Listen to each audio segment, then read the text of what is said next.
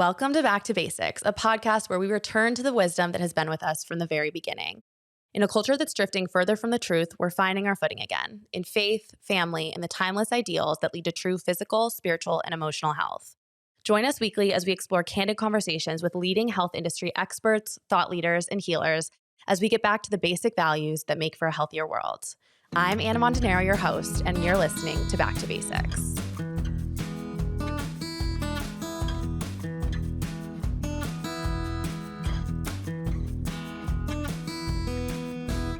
All right, everyone, welcome back to another episode of Back to Basics. What is going on? I am so excited for our episode this week. I am sitting down with Natalie Smith. If you guys don't follow her, you're going to be quite literally obsessed. And I know that you're going to follow her right after this episode. We are going to talk all things nutrition for women, getting shredded, getting jacked, but healthy, all of the health things. I know, a lot of excitement here. And if you are a former member or a current member, like myself, former, honestly, maybe the president of the itty bitty skinny committee, you wanted to be as skinny as possible, weren't putting such an emphasis on strong. This episode is for you because we're going to debunk a lot of the stuff that can make women fearful about building muscle. So Natalie, welcome to the show. Thank you so much for doing this. Oh, I'm so thrilled. I'm so excited. So okay, fun. Amazing. Me too. Can you give the audience just a little bit of background on you, how you got into the health and wellness space, how you started training women when it comes to nutrition, macro counting, and getting shredded? Oh my gosh. Yeah, absolutely. Hopefully I don't fumble over my words here because I feel like the last 6 or so years have been really dynamic. And I feel like God has just had his hand on absolutely everything transpiring. But I, like many people in the health and wellness space, feel like I kind of turned into the individual I so deeply needed years ago by equipping myself with tools through like just tons of trial and error and some certifications and just lots of time to kind of really figure out what works. I spent pretty much my whole childhood and teenage years with like a seriously dysregulated nervous system, kind of like I was running from a theoretical bear at all times.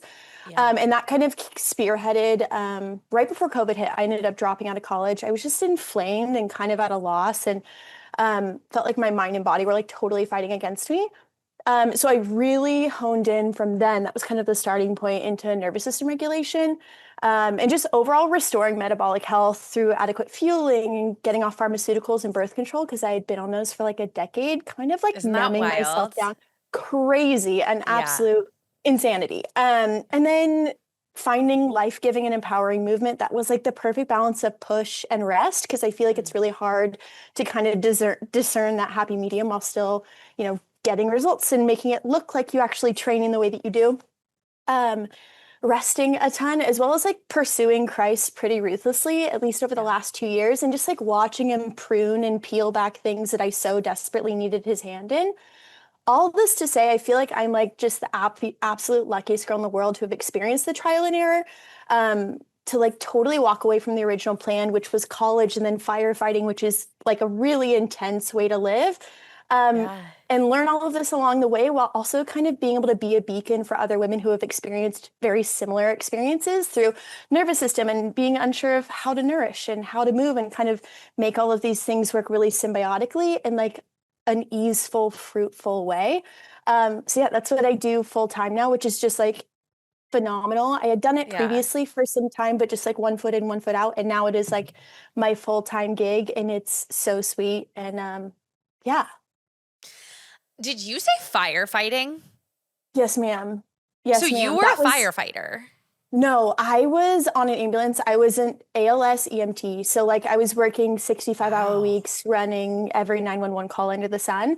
And it was so fun. And I was so good at it because I felt like, I grew up in a really turbulent household. And so all I knew was like being calm in chaos. And so I would almost kind of like induce said chaos in like a beacon of being like, I don't know, I thought it was like a badge of honor that like I can function beautifully under this level of stress and I can be like a good maternal energy for people in emergency. And so I was like, I've got this. I loved ideally with fire, like you get a pretty awesome schedule is like what I thought. I was like, great, you work 96 days a year. It's pretty chill.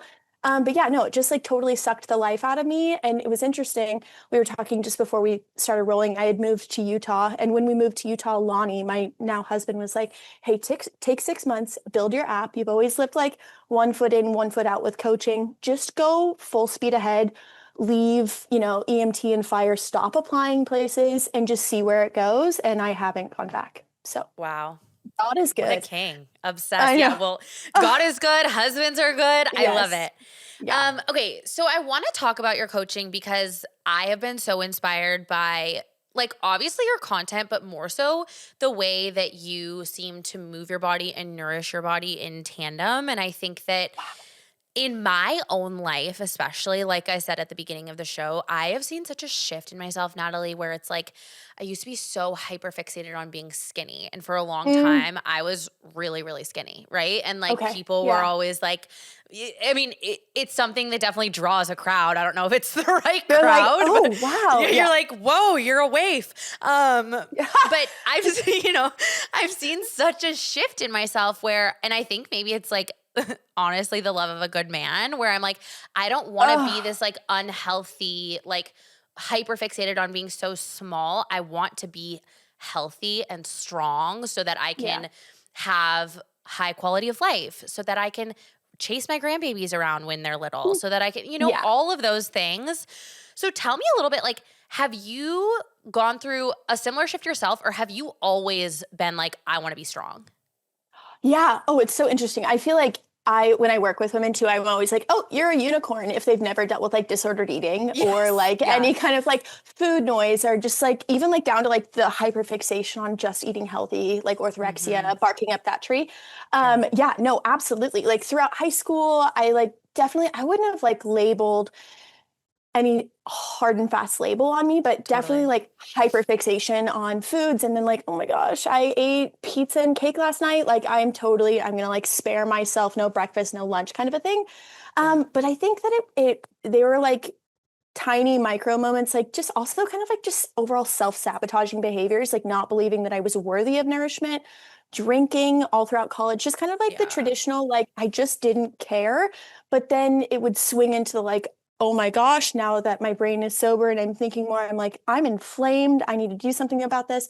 But it was never out of like a gracious, loving way of taking care of my body. It was always like a hard and fast, like, oh, I'm going to stop eating or I'm going to adjust in Mhm. this way. I'm going to, burn myself in cardio and go, go, go, which is usually people's MO is like, I'm just going Yeah. to burn it off. So yeah, definitely like disordered approaches, but never like anything that was diagnosed or really hot and heavy. But I've seen and also felt kind of like the myriad, the entire spectrum of, what most average ladies experience because it's so common. In that same vein, do you feel like you have seen the shift over the course of the last, like, honestly, since COVID, of women wanting to be strong rather than skinny? Because I do feel like that's so much more prevalent, thank God. Yeah. Oh, absolutely. I think you hit it right on the nose. I think women want shape. And I Yeah. think shape is usually built through muscle. I think if they're like really with the times, they want to feel metabolically sound. And that shows up in a myriad of ways in terms of energy levels and sleeping well and mood regulation and like acne and all of the things. Because it is like nourishment impacts everything, which I know you are on the nose with nourishment. Like you are all about it. And so I know you've seen it. Like that's where everything starts. Um, but yeah, it's really difficult to put on muscle if you're not well fueled. Yeah, I think it all deeply ties into one another. But yeah, I've definitely seen the shift as well. So let's talk about the basics of putting on muscle for women, because I think a lot of women get nervous about getting bulky, which I know I said to you in an email. I said that Yeah, to my husband once, and he was like, a woman being afraid that she's going to get bulky is the same thing as if you were to go out on a run for the first time in your life to run a 5K and you think you're going to accidentally run a marathon. Like it's just not going yeah, to happen. yeah, So, what do you say to women that are afraid of getting bulky when it comes to lifting? yeah. I don't. It's funny because I think typically gals that are like afraid of getting bulky oftentimes have low muscle volume. Because generally speaking, if you've ever put on muscle volume, like one, it's kind of hard to put on. Like it has to be usually intentional. Like you're not just going to get it from going to an Orange Theory class 24/7 or like core power, like those totally Yeah. have their place, but like you have to set aside time to put your body under load in like a progressive manner, and then also have rest periods after to like see muscle come to fruition. I think it kind of discounts again how hard it is to put it on. We also don't have like the testosterone to be bulky. Yeah. I think also if somebody was like to look at a girl and be like, oh, she lifts and she's kind of bulky, like that might be like she might have some excess fat on top of the muscle that makes her look a little bulkier. Like if you see sometimes like with CrossFitters, it's like they're intentionally keeping some fat on their bodies because it's integral for overall metabolic function as well. Not like an obscene amount of fat, but like I could see how sometime you might be like, oh, she's a little bulky, but I think it's so personal preference. But generally speaking, I think girls that are like, I don't want to get bulky, I think it's tired. I think it's we should just move on from it completely because I think it totally undercuts one, what it does for you, and two, how hard it is to get bulky. Yeah, totally.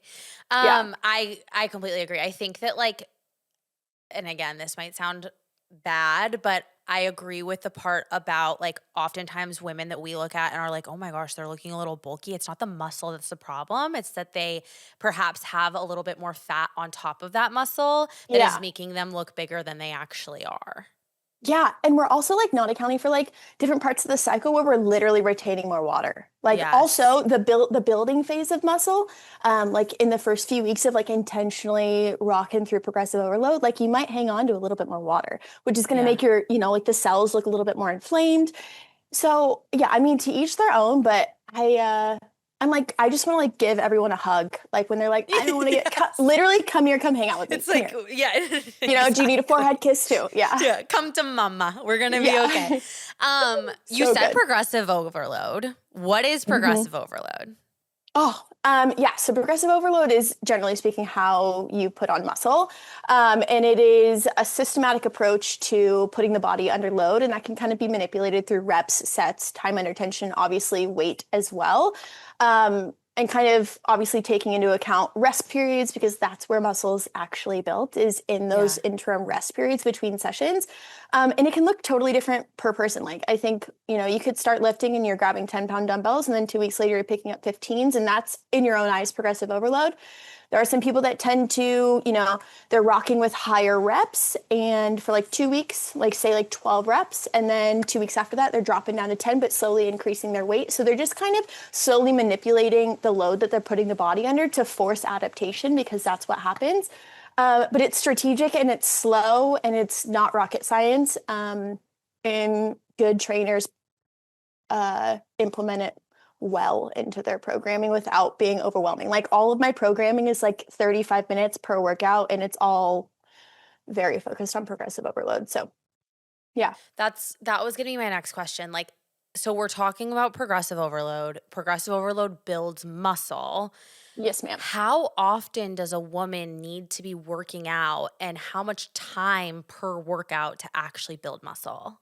Love it. Literally love it. And I love to put this to rest because again, like I said, over like the last 6 or so years, I've played with everything. So like the traditional training split for like 6 days a week that just kind of makes you want to like throw up because it's so extensive.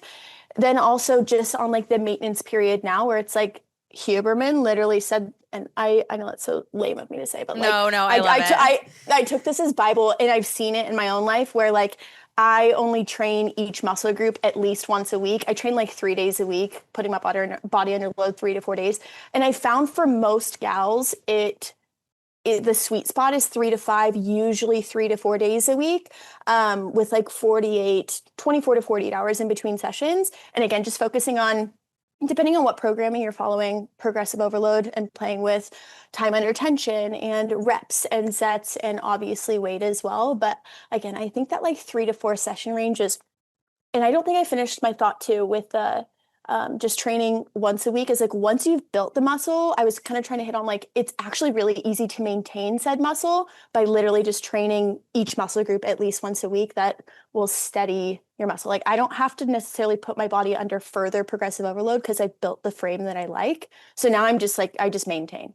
Sorry, kind of like I'm Whoa. jumping all over, No, but no, I'm following. That's like blowing my okay. mind though, because I mean, I come from the world of like I grew up dancing and then I did like hot yoga and core power and Pilates and Yeah. all the things all throughout college and beyond.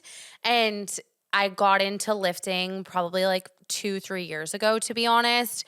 Hmm. Definitely like working with programs that were doing progressive overload. But like on the days where I wasn't working out, I was like, oh, I'll just hit a Pilates class. Do you Sure. think that that Yeah. actually hurts your progression of muscle building?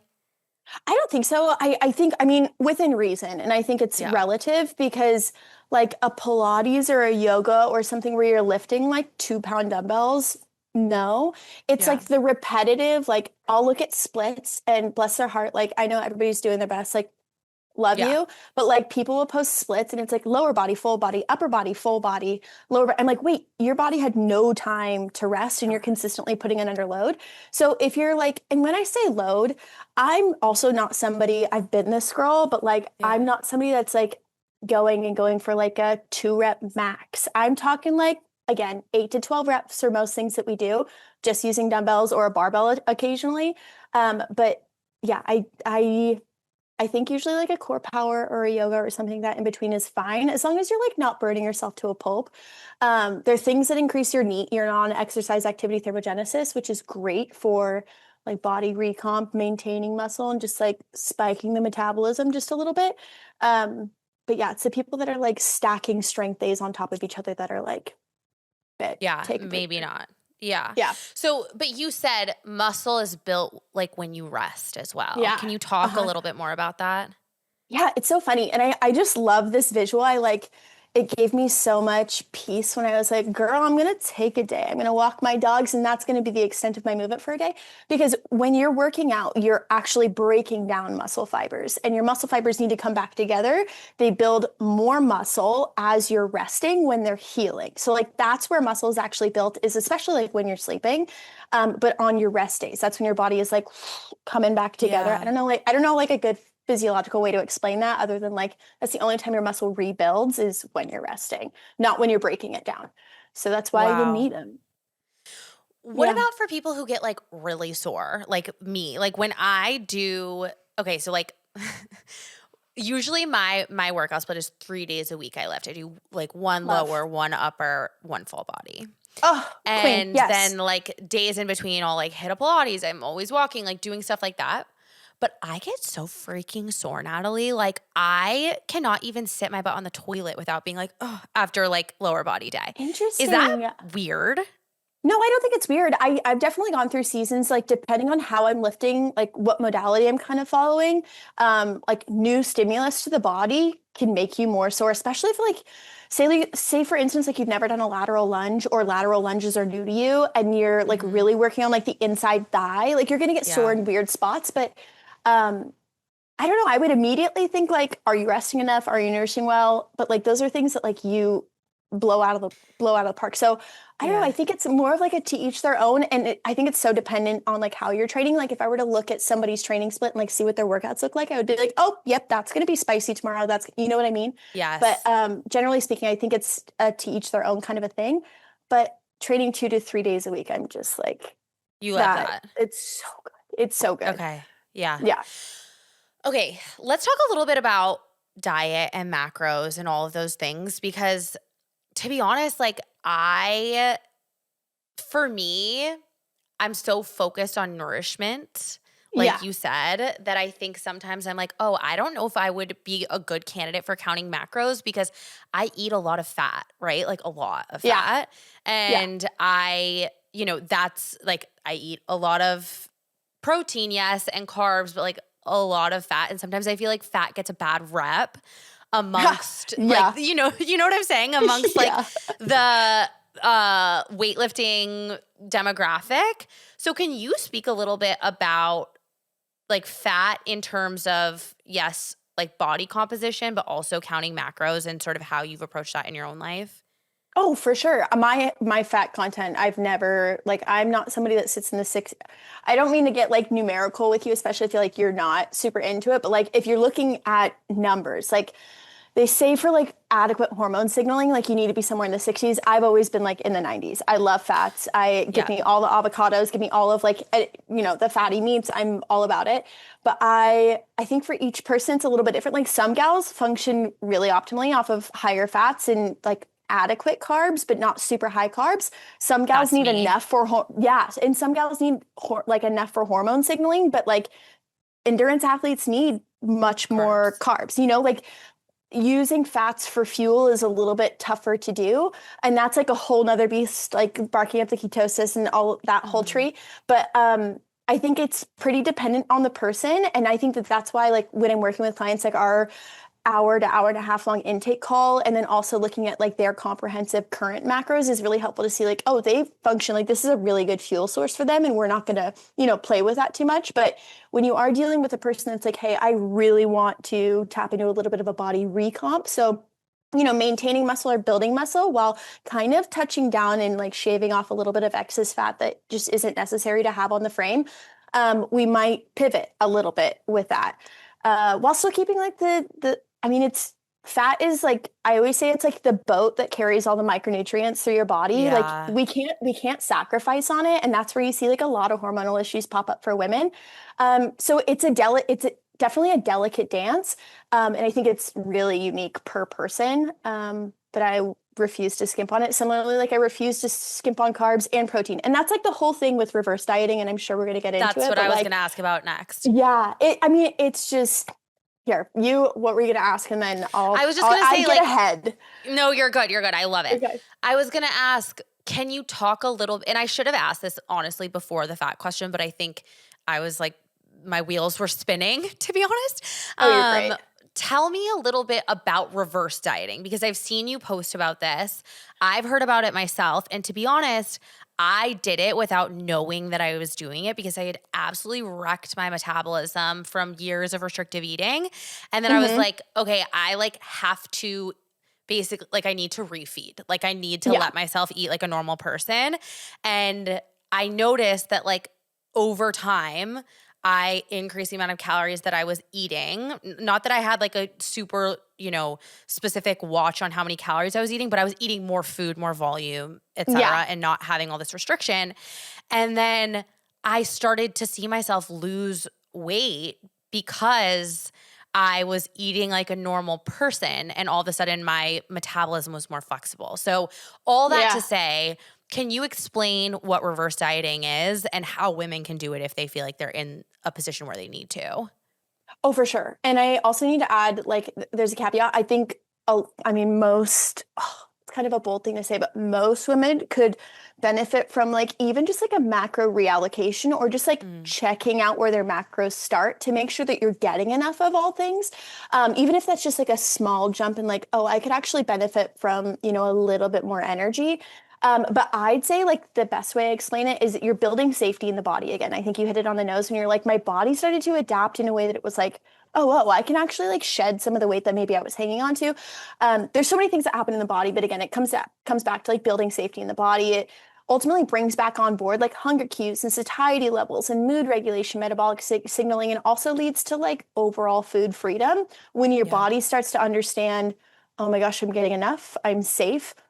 Like I've worked with women that are kind of like, it's gonna blow your socks off, but like sitting in the 900s for like overall total caloric intake, to gals that are Whoa. like in the 1800s that just need to like boost a little bit.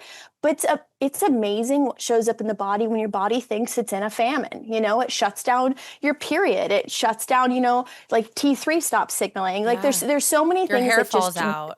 yes, ma'am. Yes, you Yeah. get acne, all the things. There's so many things that pop up, and yeah, I think it's one of the coolest ways to get everything back on board. Um, and then just kind of give people the liberty to live naturally. I think over the years, we hit it earlier, where most women have experienced some form of disordered eating and kind of like shut down our God-given cues to like understand cravings and like satiety signals that have just been quieted, like not waking up hungry in the morning. Like, babe, we have to talk. because that's like, there's so many things that have just been shut down from under fueling. And it could be, most of the time it's not intentional. Like we haven't noticed it. Maybe you had something in high school, then throughout college, and things just get busy and you forget to eat breakfast, or like your food just isn't very volume dense. So I usually start clients just like evaluating macros, and then over a very systematic period of time, usually 8 to 12 weeks. And that doesn't necessarily mean we're going to get you all the way to your baseline, but you're slowly telling the body in a way that, one, you know, the age old question, am I going to gain weight? I'm increasing calories. It's never enough to actually induce any weight gain, but it's enough to signal to the body, hey, I'm getting enough. So it's exactly what you experienced without tracking. But I like to do it a little bit more meticulous, especially in the gals that are like, I mean, they're a little bit, I mean, they're athletes, or they're just like, hey, I have never played with macros, or maybe I had a really disordered approach with calorie counting. And I'm like, okay, babe, perfect. Thundercats are a go. We're going to treat this like total nourishment. Like, how can I nourish my body and like give it back to me instead of like trying to shrink myself and take things away? It's like, where can I enrich in all of these places in a systematic way, utilizing like a goal and a why to like really get your brain on board. And then also make it like very easeful. Like in all of my reverse dieting plans, it's like we have macro friendly recipes that you can bulk. And I don't know, I think people think that it's like this big scary thing, especially because you tie on the word like dieting at the end, but it can be one of the most life-giving things you give to yourself that ultimately like 8 to 12 weeks later, you can like wipe your hands clean of. I'd like to hope and be like, damn, I feel good. My intuition's like back on board. I can understand what my body needs now. I know how to make like a beautiful balanced meal. I know what energy is supposed to feel like. I sleep better. My mood is better. My period's back. That's like the craziest thing. I see that all the time in clients. And I'm like going to be the first to like push somebody to a different practitioner. Like I'm literally just a girl with a couple certifications. Like if you don't have your period, like we're going to get nourishment on board, but like you're probably gonna have to work with a naturopath as well. But I cannot tell you how many gals have come to me and they're like, girl, my period's back. And I'm like, that's phenomenal. You know, just it's so sweet. It's so cool. I love it. So just to nail this down. So with the reverse dieting, what you do is over a period of, you said 8 to 12 weeks, you're increasing calories, not enough to like see a ton of weight gain on the body, but just enough to make your body feel safe. To then, is it that your metabolism heals and your baseline metabolic rate increases and you're actually burning more calories? Yeah. Absolutely. I mean, you hit it right on the nose. So it's like a systematic and slow refueling cycle that basically, like when you think of like being in a famine, you think your body starts to allocate energy to the absolute non-negotiables, the things that absolutely need to stay on board. So other things start to fall to the wayside, as well as like your body might go like a sponge to the food that it is ingesting because it doesn't know when it's going to get its next meal, or it's just not consistent enough in the types of fuel it's getting to like relinquish it. So yeah, it's all about like getting safety back on board, and then things start to fall off once your body starts utilizing fuel in its optimal manner. You know what I mean? I do know what you mean, and it is wild. She does, like, yes. I am tracking, honey. So, okay, so let's say someone's like their baseline when they come to you is, like you said, 900. Where would you want to see that person at the end of that 8 to 12 week period when you're like, okay, we need to do some reverse dieting to boost your metabolism? Yeah. And to be frank, I think every gal is a little bit different depending on like, hey, I'm actually okay. I care more about like getting fuel on board than I do about like, you know, hanging on to a little additional water because it is a bigger jump, versus the gals are like, no, I want a beautiful physique the entire time. But my biggest thing, just to like play it safe, I'm always jumping somewhere between like 40 to 60 calories a week. Grand scheme, that's like a bite of food, or a few bites of food. So it's not enough, again, for your body to be like, whoa, you just got an extra burger a day for a week. It's enough that your body is like, okay, I'm getting systematically a little bit more on board. So ideally, like that gal, specifically her, I think she started at like 980 and we got her to 1680, which is a little bit quicker than I usually go for most gals. But for her, I mean, she was doing CrossFit 4 or 5 days a week. I'm like, this is an absolute non-negotiable. Like, we're not playing with this. We're putting more on board, period. And also we're dialing back trading, because that's also a thing. It's like you want more to come on board and you want it to stay on board for just a little bit. Not to say that you ever gain fat from it, but like you want your body to understand it's coming in and you're not immediately excreting it.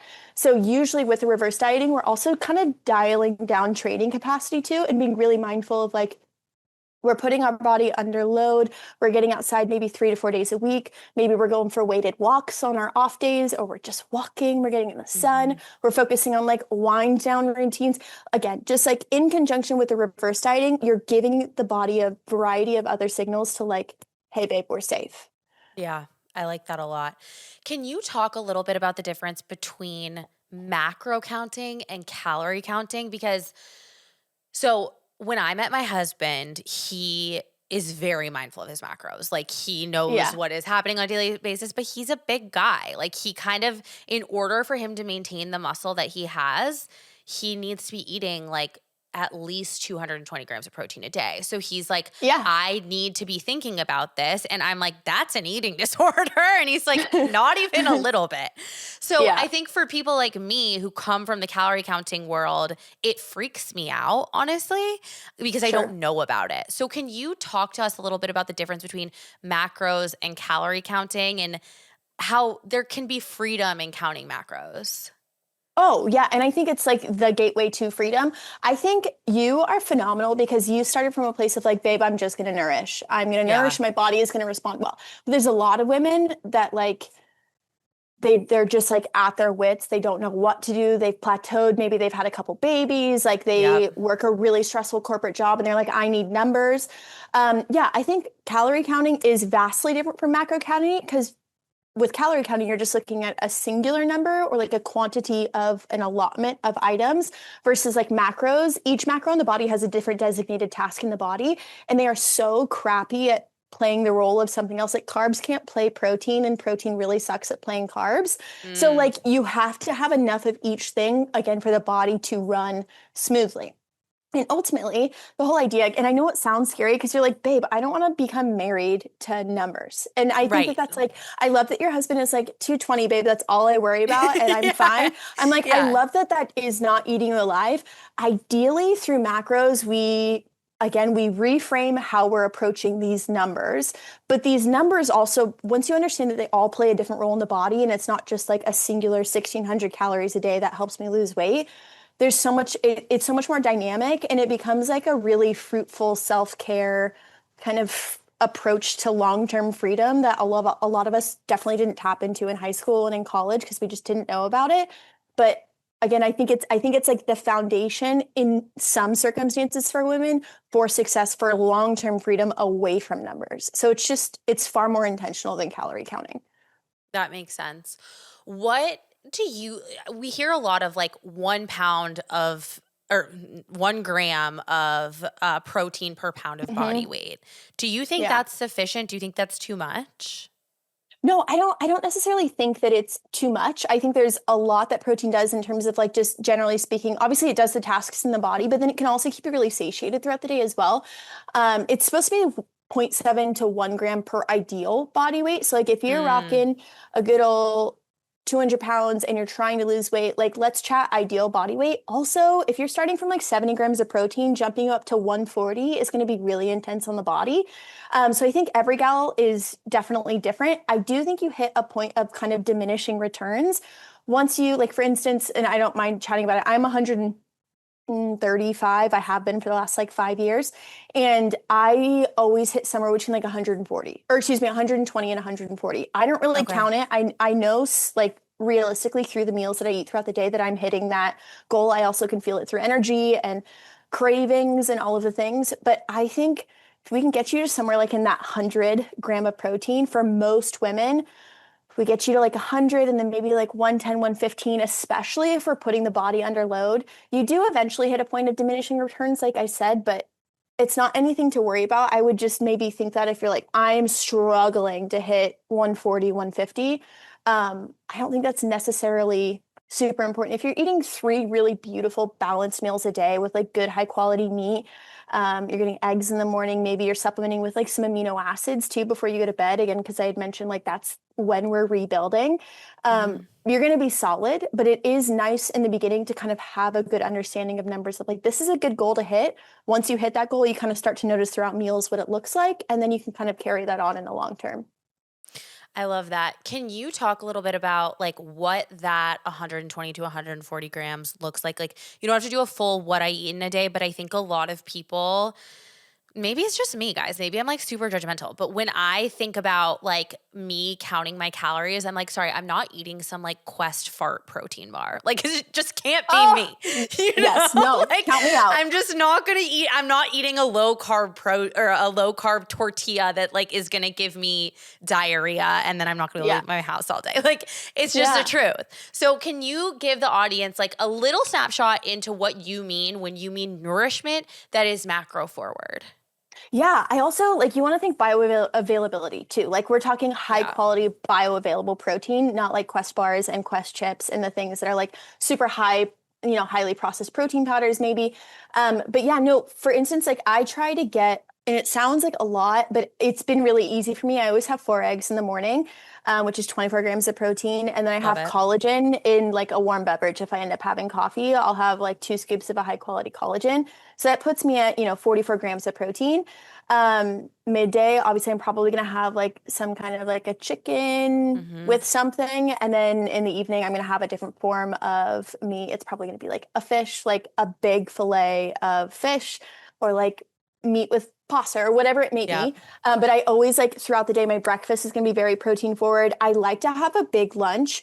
I'm not very woo woo, but like it's best when I've learned this. I've heard it. Like Ayurvedic people think that it's really integral to have like your biggest meal midday when the sun's at its highest, because like your Yeah, I body's agree. metabolism's burning the best. So I have like a very protein rich afternoon. I might have like a protein snack at some point. Um, I love to use amino acids. Are you pretty familiar with like powdered amino acids? Yes, I am, but I'd love Okay. for you to tell the audience about them. Which ones do you use Yeah. and what do they do in the body? Like I'll use Kion or I'll use Thorn. Love Keon. So good, so good. And I had Yeah. actually learned about amino acids through, they were interviewing, I can't remember who was interviewing him, but the owner of Kion. And Mm-hmm. I learned all about it because you hear about like branch chain amino acids or amino acids. And nobody quote me on this. This is just my best interpretation of it is like branch chain is obviously a branch chain form of the amino acid, and you want all 9 essential full form amino acids in a supplement. They say it reflects like a dose of 20 grams of protein in the body. When you take it, you just mix it with water. But ideally throughout the day, like if you're looking at a spectrum, every 2.5 hours, you want some sort of a spike in protein synthesis. So like if you're Mm-hmm. having regular meals, you're getting a good spike in protein synthesis throughout the day. Obviously to like, it just keeps muscle alive and functioning well in the body, as well as other processes in the body's working well. But amino acids, especially if you're on like a weight loss journey or you're just generally speaking trying to make sure that you're getting enough protein on board, amino acids in supplement form, considering it's also like 0 calories, assuming it's Yeah. coming from like a high quality, not mixed with weird gross things, I think it's a beautiful addition to people's just like overall intake. Especially, I mean, it usually tastes good. You can throw it in water, you can throw it in with electrolytes. Again, I love to take it in the evening, like during my wind down routine, just because, I mean, you're not going to have any kind of a blood sugar spike because you're not actually like ingesting anything, but it kind of onloads additional support while you're resting and your body is kind of like healing from whatever you put it under the day prior. That's so smart. I've never taken them at night, but I'm definitely going to. Are you a mango or a berry or a lime girl from We've done Keon mango, Amino? Yeah, or lime, mango or lime. Yeah, I done. am obsessed with the mango ones. I am like an unflavored girl on basically everything in my life, I which saw is that. shocking. I know. And I've Okay, taken love. unflavored aminos, and my husband took a drink of like, I had a water with unflavored aminos. I had like some unflavored electrolytes, and then ice and lemon. And he was like, that is so rancid. What are you drinking? And so since then, I've been exclusive to the mango, and they are so much better. But yes, I'm obsessed with Love. aminos. I think they're absolutely wonderful. I know you mentioned collagen earlier. What brand of collagen do you like? I've been using Promix, just because I really like Promix's Me stuff. too. I I work with love Promix. them. So I've been using their collagen, but I've used other brands in the past. Have you ever tried Paleo Valley?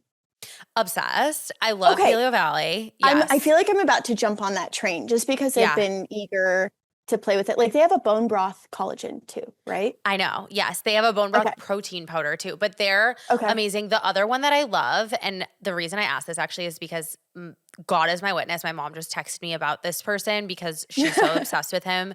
Is Carnivore Aurelius? Do you follow him? I, ooh, I don't think. Oh, you will be obsessed. I'll Sorry. send you. Okay. But he Okay. Okay. has a collagen powder that is wonderful as well. But yes, I love Okay. Promix. I love Paleo Valley. I really think like as long as you're not doing, and I try to not like really stick brands in the mud, but like Vital Proteins, I would never do Mm, stuff like that. Like, I think if yeah. you're sticking to good brands, collagen is an addition that everyone should put in their diet. Oh my gosh. Absolutely. I'm so on board. So Do on you do board. protein powder after you work out? Like, are you post lift, like hiking a protein powder down your throat? Oh, okay. I love this conversation because we need to dive into like the differences between men and their need for protein after workout versus women because it's totally different.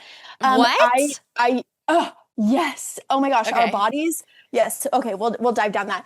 Oh, you're gonna maybe you'll roll your eyes at me, but I am dealing with like a little bit. I think I'm struggling with whey right now. So I'm trying to bark up the bone broth protein route. I was previously doing like a little bit of protein powder, but I'd rather just like make a full lunch. So Me anyway, too. where I'm going with this is I put whey protein powder. She's on a shelf right now. Literally love her, miss her, but like if I'm supplementing with protein, it's going to be collagen. Um, but yeah, I haven't been doing much protein powder.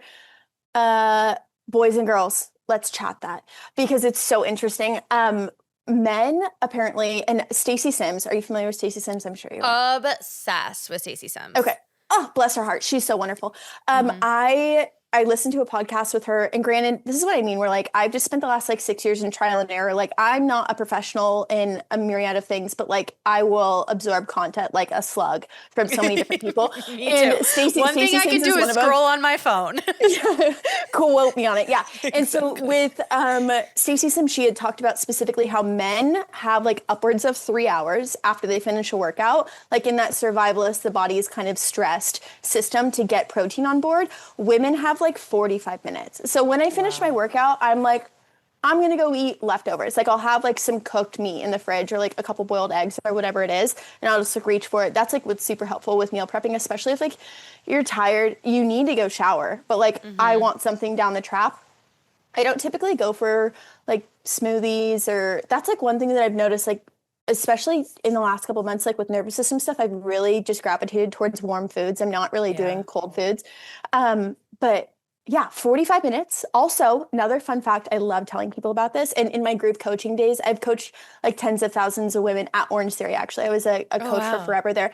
And it was fun. I got my reps in, but like totally did not it just I knew it wasn't the right modality for like 90% of the people in there. So I was like, Yeah. let's chat a little bit. But what was so cool is, I mean, so many women would come in there fasted.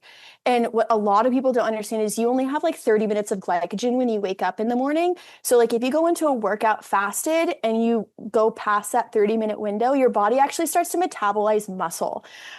So that's where things get a little bit weird. So like after your workout, you have like 45 minutes to like grab a shower, like, throw some electrolytes down the hatch, and then you want to eat some real food just to make sure that your body doesn't start to metabolize things you really don't want it to, especially in like inefficient systems. Like if your body is just like over like a prolonged period of time just kind of been inefficient in the way that it's processing things, maybe like you're holding on to excess fat while you're training and all the things, you want to make sure that you're giving it the right inputs at the right time.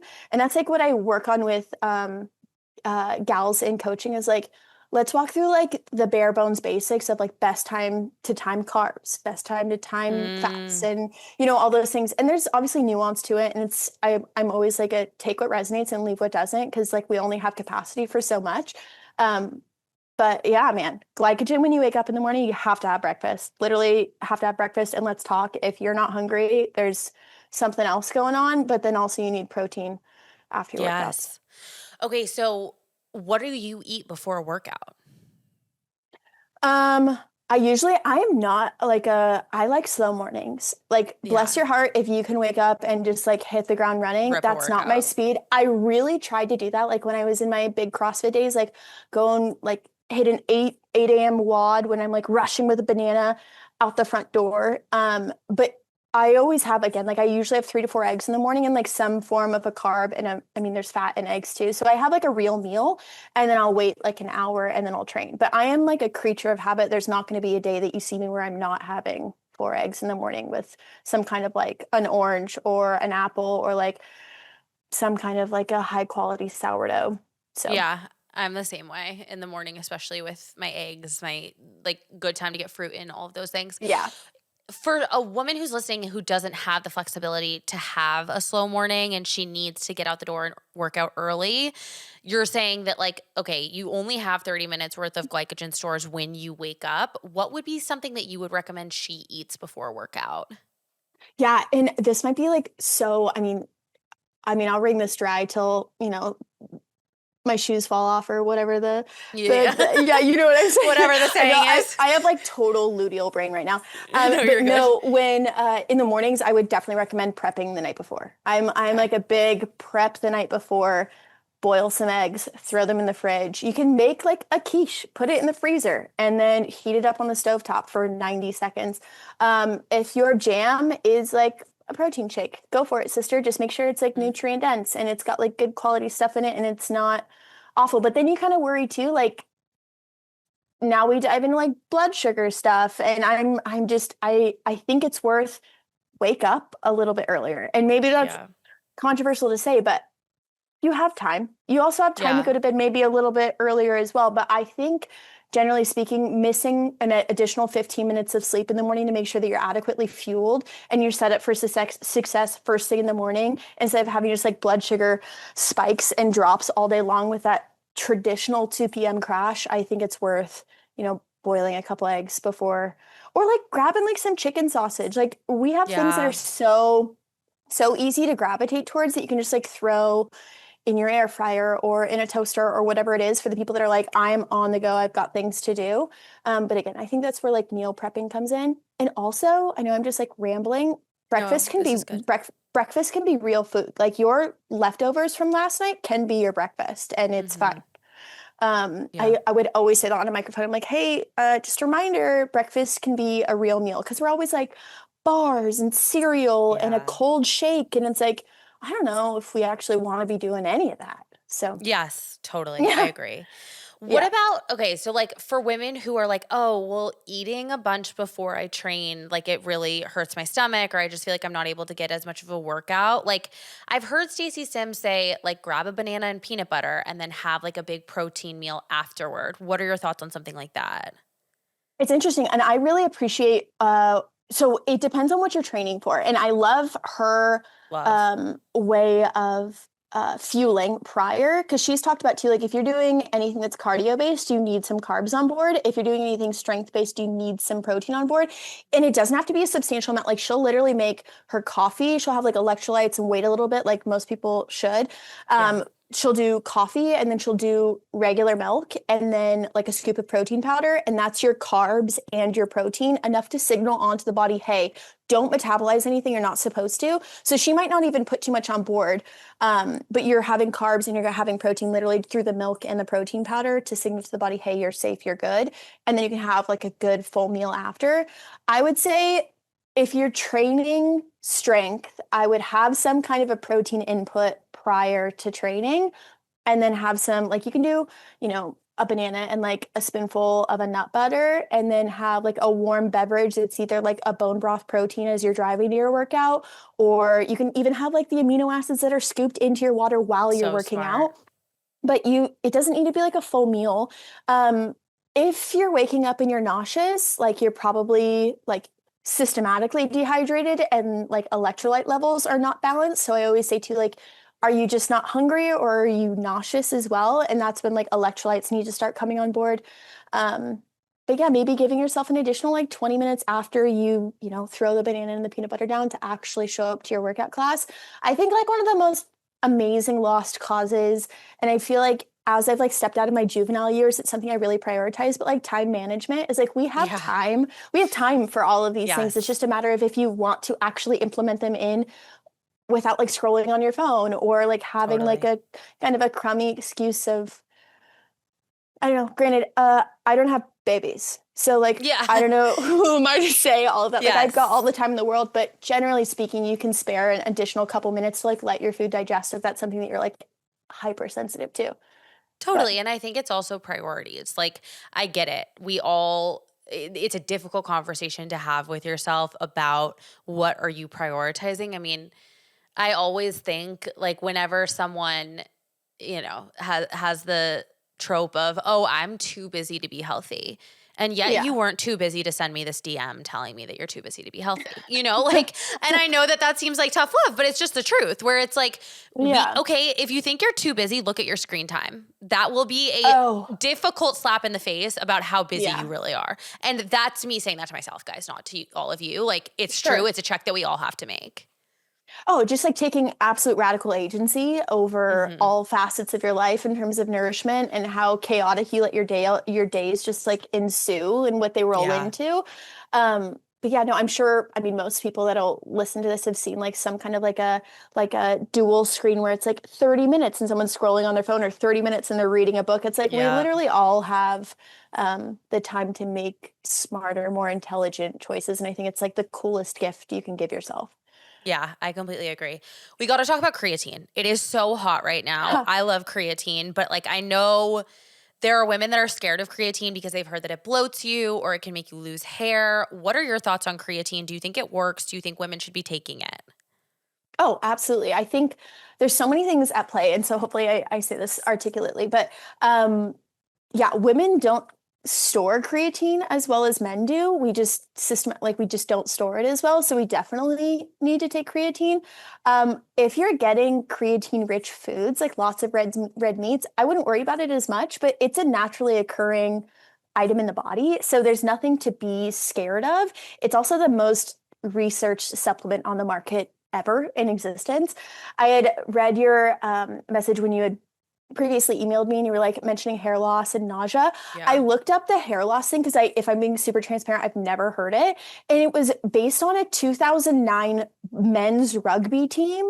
And well, because I was like, damn, are girls like scared of losing their hair? Which I'm like, that's terrifying. Like No, we care so much about our hair, but I had never we heard it. do. Yes. Yes. And so I jump online and it had to do with, it was a hormone spike that could potentially lead to hair loss, I guess, but that it wasn't like a very credible study. But as it pertains, that just made me feel like, whew, okay, Yeah. good, Okay. because I Wow. We take can all creatine every day. exhale, ladies. Yeah. Yeah. But as it pertains to bloating, I think that's usually like you don't need to follow any kind of like a loading series. I think some people would be like, you need to load with X amount of grams over X amount of days or like load maybe like 6 to 10 grams a day for like to build a good baseline.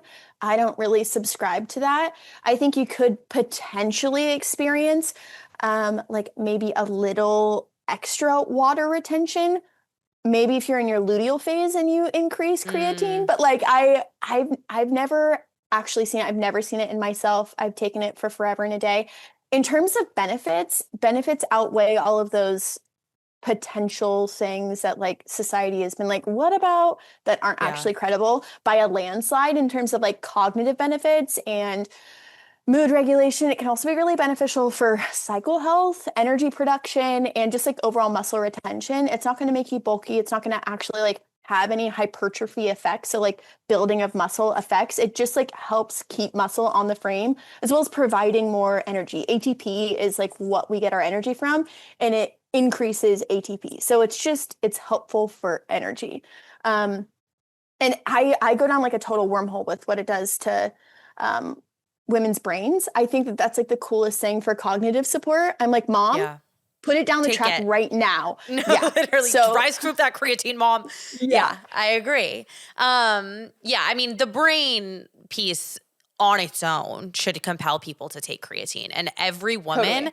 especially like we are all aging every second of every day. And at some point, we're all going to be 65 years old and need to be thinking about our bone density. And I Yes, ma'am. promise you, you are going to have wished that you would have taken creatine your entire life when you get to that point.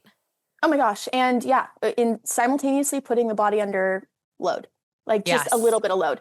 And I need to make it so abundantly clear, because like when I think of load, like I feel like my brain immediately goes to like, I don't know, are we allowed to say names on this? Yes. Like respectfully?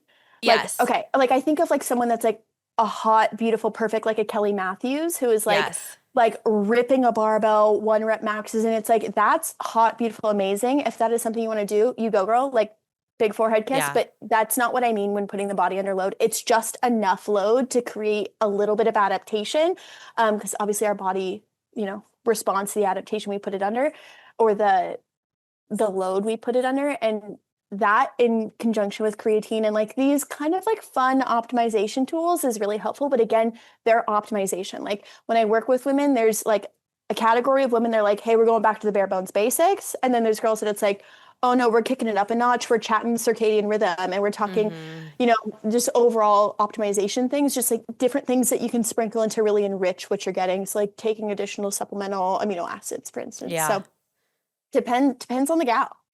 But makes sense. Can I tell you what I think of when you say load? This is like so embarrassing. Yes. Oh, please hit me. Do you know the video of Jordan Peterson when he's like, and you can take the load. You can take the ultimate load. Yes. My husband has only sent it to me like 50 times. And you can take the ultimate load. Like, obviously perverted, but it is so funny. And every time you've said load during this conversation, Jordan Peterson, from the angle that video is shot in, saying you can take the ultimate load has come into my head. Oh my gosh. So that's how mature I am. But I love it. That makes total sense. Can you talk about, because you just touched on it a little bit, how building muscle and putting stress on your muscle or tension on your muscle is important for aging properly and not having, God forbid, those falls when you're in your 60s, which I know ladies seem so far away, but it's really not. Oh, totally. Have you ever seen, like, I can't like quote any studies, but have you seen any studies with the direct correlation of, like, you hear of VO2 max and longevity, but quad size and longevity? Yes. Or grip strength and longevity. Yes. Yeah. Oh, I think it's so fascinating. I think it's just, generally speaking, if you want to be metabolically sound, especially like through childbearing years, like you want to have strength on the body, and then through like premenopause and menopause and postmenopause, you want things that are helpful in regulating systems of the body. And muscle is really intentional with that. One, obviously, like you want to avoid things like osteoporosis, but I think it's like the missing tool for all the things that we don't want to fall short. Like we don't want our metabolism to slow down. Muscle is incredibly metabolically expensive to maintain. So if you keep muscle on the body, I'm sure, what's her name? Gabrielle Lyon? Am I saying her name right? Do you know who I'm talking about? Yes. Bless her heart. She's like, we don't have an obesity epidemic. We have a lack of muscle epidemic. Yeah. And I'm like, honestly, slay. Like that makes so much sense, because it is really the foundation of like maintaining health through every phase of life, whether it be through just like how your body metabolizes fuel, how you're able to like pick your kids up off the floor and you're, you know, an incredible grandma that's able to chase them down the street and do all the fun things. And that looks different for everyone. And so that's why I'm always like, hey, find a way to like kind of progressively overload to like a place that you really enjoy and you find super fruitful. Like, again, I'm in a space, and I've seen it with so many other women, where they get to a space where it's like, I've got good endurance capacity. I like my muscle mass. I like the shape of my body. And like, I'd be flexible if anything were to change. But like, I know with where I'm at right now and the systems I have in place, like I'm going to be able to sustain pretty much anything that life could throw my way. Like pregnancy, stellar. Menopause, I'm going to be fine. You know, grandma years, heck yeah, we're playing kickball. And I think that that's kind of like the ultimate, I think it's just like an ultimate flex. No, it is the ultimate so that flex. might That's be more trivial, but yeah. No, I don't think that's trivial at all, Natalie. I think the truth is that like muscle is the key to longevity, like you said. Period. And I think for so many women, like I was talking to one of my best girlfriends who's getting married over the summer, like next summer. And she was talking to me about how she's like, I basically don't eat. I am not like as skinny as I should be for the amount of food that I eat. And she's like thinking she's basically like, I don't understand why I'm not losing weight. I'm trying to like shred for the wedding. And I said to her, I was like, listen, babe, it's not that you want to be skinnier.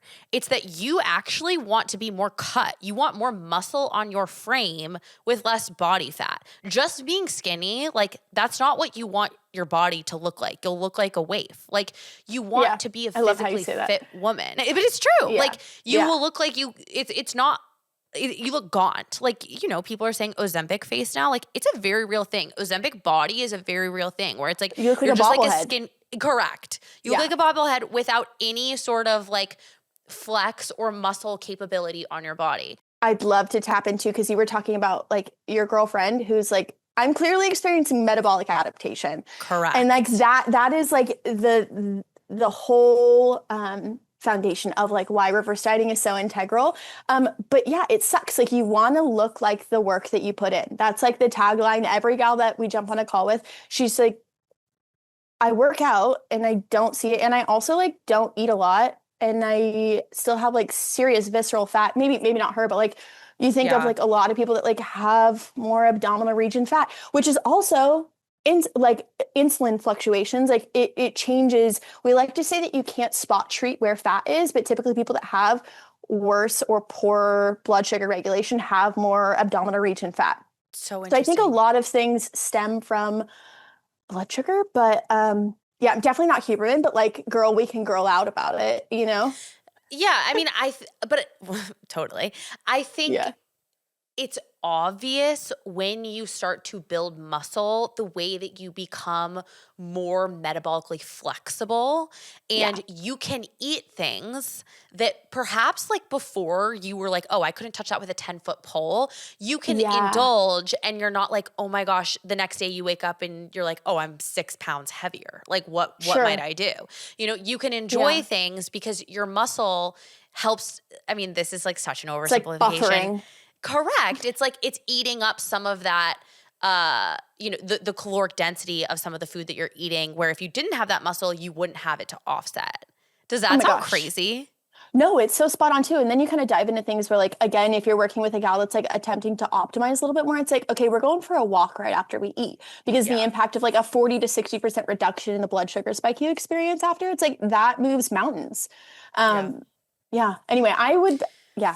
blood sugar is fascinating. I should definitely spend a little bit more time diving a little bit deeper into it, because it is fun to like be able to like nerd out and like mention studies and like do all the things. I'm like not there yet. Totally. But that's okay. Totally. Yeah. What about PCOS? Do you see women with PCOS, and how does all of this play in? Because controversial take, ready for it. I think PCOS obviously we know that it makes it harder to lose weight. We know that it makes like PCOS is insulin resistance, right? Yeah. But I also have seen women who can really effectively lose weight despite having PCOS through things like macro counting and lifting heavy weights. Yeah. Oh, I think you're spot on. This might be controversial. And again, I'm no doctor, but I was diagnosed with endometriosis and PCOS, and now I have neither. So like, I what's funny too, guys. Sorry, I moved away from the mic, but look at that. What's funny too is like that was like why I was put on birth control, like many other women. They were like, you have stage 2 endometriosis, and I was like, cool, I just like can't stop bleeding, but like let's throw a Band-Aid on it. Sure. I came off of birth control 10 years later, and I think there's obviously PCOS is another beast. I'm more so talking about endometriosis right now. PCOS I think is diet and lifestyle based, and I think it's totally reversible. And I know it might be smarter for me to be like, oh, you can just live without symptoms, but like, babe, if I don't have symptoms, I'm not going to claim that as mine. Obviously. You know? And so, yes. So with the endometriosis thing, I came off of birth control 10 years later, and I think I had done so much emotional work, because I think that there's a big tie with like psych to things obviously that go wrong in the body. I'd done so much emotional work that I have textbook 28-day cycles. I bleed for sorry, I'm getting TMI, but like I bleed for 3 to 4 days. And it's like unlike anything I'd ever experienced before, like very normal PMS symptoms. I might get like a singular zit, but like everything's solid. So I was like, okay, if I can heal that, like we're talking PCOS, where I don't want to like put it on some kind of like a whatever, but PCOS, it's like we know what flares it, and it's insulin sensitivity, or it is itself insulin sensitivity. So it's like, how can we manage our blood sugar? And again, teach the body to utilize things in an optimal form, move more, get out in the sun more, sleep more. It's like, I literally swear, everything comes down to like cueing the body into safety and utilizing things properly. Not to say that there's things that aren't reversible, but PCOS, it's like, babe, I was told I had mixed type 2 years ago, and now my blood work is primo, and I have none of the symptoms that I had previously. But I think nervous system and obviously nourishment and consistent eating. No, I Yeah. mean, you are 100% spot on. PCOS is a lifestyle disease. And some people listening to this Yeah. are going to be upset by that, but it's the truth. I know personally, like at least 5 women who have cured themselves. They say that you can never be cured, but I believe you can, like Yeah. you said, of PCOS through lifestyle changes and lifestyle shifts. Is it difficult? Yeah. But like healing naturally is difficult. That's why so many people don't do it, you know? Sure. The endometriosis piece with the mental side is so interesting that you say that, because I had a doctor, an OB-GYN, on probably like a couple months ago. The episode's about to come out, and she is a NAPRO doctor. So she works Bless specifically. them. Yeah, she works specifically on healing endometriosis through, yes, excision surgery, but also Yeah. through lifestyle levers. And one of the questions I asked her was like, what is one thing that you feel like is overlooked from an endometriosis perspective? And she said, vagus nerve work and just like overall nervous system healing. Most women don't Yeah. realize how much there is a link between fertility issues, quote unquote, and the nervous system. Amazing. So spot Yeah. on. Let's also, like, can we stop? And I know that you experience this as well. You've also had quite, a difficult track record with health Yeah. stuff previously. Yes. Like, you've come out and you're like, oh, I'm actually in I'm control good. I'm of a healed. lot of I am this. so healthy. How about just like not adopting experiences as your identity? Like it's stepping into that hat too, and accepting it as like, oh, I'm just an anxious person. I am just somebody that has endometriosis. I am just somebody I suffer from PCOS. It's like, I don't. Careful. How about you? Like, honestly, I love that, but like you're kind of like verbally cursing yourself, and maybe that's like just like the God side of things, where I'm like, who am I to say that about myself? Like, this vessel that I've been told to take care of, like, who am I to say that about me, and to assume that I'm not capable of healing? Like, we are outrageously capable of healing. Also, when you said fertility, I went down a hole about leptin, and obviously like with people's inability to get pregnant. I think it was when I love Alex Clark, but I've listened to so many of Alex Clark's podcasts about like hormonal birth control and all the things. I think you had a lovely gal on. I think it might have been last week, and I watched her podcast on Alex's as well. Yeah, she's amazing. What a legend. But they were talking about how, unexplained infertility. I mean, obviously it's just undiagnosed infertility, but there was one gal that she had been working with that had gone through 2 IUIs and was going into another round of, or maybe it was her first round of IVF. And they had obviously just deemed like unexplained. But she had really low leptin levels, which then points to like, you don't have enough energy stores on the body, which then points back to like me and many other women. I'm like, train, put some muscle in the frame, but like, for heaven's sake, please don't be so painfully lean that like you couldn't sustain a pregnancy. Like I bless her heart, I see so many women on social media, and like, I'm not gonna like be like, oh, it's probably this or that, but it's like, oh, Right. babe, like you might need like a little bit more on the frame. Little, just literally. like a little bit of safety, Yeah. I just think it's so interesting. Well, totally. And I think that pregnancy and fertility it's one of those difficult things where it's like, you definitely don't want too much fat on the frame, but you definitely don't want too little fat on the frame. And like, you kind of have to be in that sweet spot in order to not only get pregnant, but stay pregnant. And then like, dude, I want to have a super baby. Like, I don't want to have just like a, I've had kid who's like just a total product of the poor lifestyle decisions that I've made. And so I think that the way that we can think about all of this, and this is part of the reason why I've been so inspired by you with the way that you train and the way that you show up from a health perspective, is like, let's create a lifestyle that we can have for life. you know? Yeah. Oh, totally. Totally. And I also like keep in mind too that every gal is so vastly different. Like when we talk about like weight distribution in the body, like some gals, lucky you, you hold a little bit of weight in the glutes. I Yeah. literally love that for you, but I could never have, intentionally speaking, I could never have like a shredded six pack because where I carry excess, like the slightest bit of excess weight is in my midsection. And I covet that tiny addition of excess weight because I'm like, that I'm going to store a baby there and I need like a little bit of excess energy because I've been lean enough that it's like things aren't firing right. I'm Right. moody, I'm PO'd, I'm just like, so it's Yeah. such a delicate dance with each person as you're gearing up for fertility and just like everyday life for longevity to like figure out what your body composition looks like, feels like, functions like, energizes like. I think it's such a fun, delicate dance to do with each girl because each gal is so different. Yeah. Yeah. I love that. Totally. Okay, Natalie, if you could give women one piece of advice to make them healthier, just one, what would it be? Yeah. Oh, I've totally jumped on the circadian rhythm train. That has like been Love. my game over for the last Yeah. year.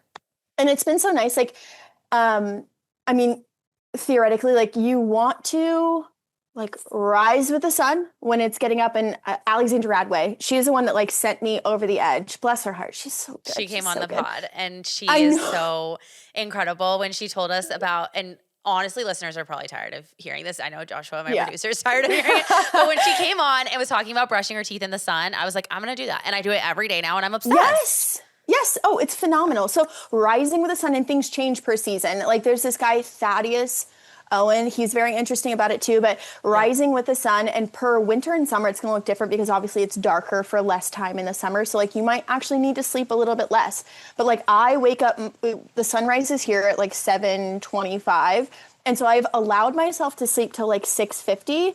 And then like first alarm goes off and I'm like up and at 'em. And then I watch the sunrise, like within 35 to 40 minutes of the sun being up, I'm outside oriented towards the sun for like 20 to 30 minutes. Granted, I've got dogs, so I'm walking the dogs, but then also kind of watching the sun go down. Ideally, if you can watch the sunset, that's killer, that's awesome. But then like lighting in the home. Like once the sun goes down, the lights in the home start to chill. I mean, melatonin is the master antioxidant in the body. So when you can harness melatonin, also we carry the most antioxidants in our ovaries. So it's like, hi, if you're a girl, like we should be so deeply focused on circadian rhythm. But it's really just simple. Like Alexandra Radway says it really well, is like a healthy woman is easeful and rising in the morning and like goes to sleep really mellow, is not like frantic the second she crawls into bed. And I think that has ripple effects through absolutely every other facet of your existence. It's like quality sleep and like good hormone signaling, which comes from melatonin. Yeah, which is wild. I think truly circadian rhythm is the missing link for fertility for so many women because like you said, Yeah. our ovaries they run off of melatonin secretion. That's how the corpus luteum is created. That's how progesterone signals. Like it is so crazy when you jump down the rabbit hole. But alas, thank you so much for coming on. This was such a beneficial conversation. Like truly, I'm going to listen back to this one and take notes. So I really appreciate your time. Oh, you're so phenomenal. It's been an absolute treat. I don't know why I was nervous. This is great. Just girly out. Right? It's not, there's nothing to be nervous about. I love it. Yeah. All right, you guys. Thank you so much for listening to this episode. We had a blast talking, and I hope that it was beneficial for you. If you liked it, please rate, review, subscribe to the show, share it with a friend. You know my spiel, and we will be back with another episode next week.